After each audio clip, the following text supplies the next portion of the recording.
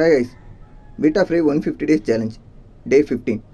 So day 15ல் beta ஃப்ரைஸோட size எவ்வளோ வளர்ந்துருக்குன்னா மொதல் நாள் குட்டி போட்டால் கப்பி ஃப்ரைஸோட சைஸ் அளவு தான் இருக்கும். 15 டேஸில் அந்த அளவு வளர்ச்சியை நம்ம கொண்டு வரணும். அதுக்கு சரியான குவான்டிட்டியோட ஃபுட்டை வந்து நம்ம மெயின்டைன் பண்ணிட்டே இருக்கணும். ஸோ நான் எப்போவுமே ஆர்டிமியாவை தான் ஹேட்ச் பண்ணி போட்டுட்ருக்கேன். 80 குட்டிகளுக்கும் நமக்கு ஒரு கேப்சூல் ஆர்டிமியா போதும். ஸோ இப்போது அடுத்த ஃபுட்டாட்டு மொய்னாவை நம்ம பழக்கிறோம். மொய்னா அளவுக்கு அதிகமாக கொடுத்துடக்கூடாது, ஒரு பில்லரே போதுமானது. ஒரு பில்லர்லேயே நமக்கு ஒரு 30லேருந்து 40 மொய்னா குட்டிகள் நமக்கு வந்துடும். மொய்னாவோட சைஸும் ஸ்பீடும் கொஞ்சம் அதிகமாகவே இருக்கும். அதனால் பீட்டா அதை ஹன் பண்ணி சாப்பிடும்போது பீட்டாவோட க்ரோத் வந்து இன்னும் நல்லா இன்க்ரீஸ் ஆகும்.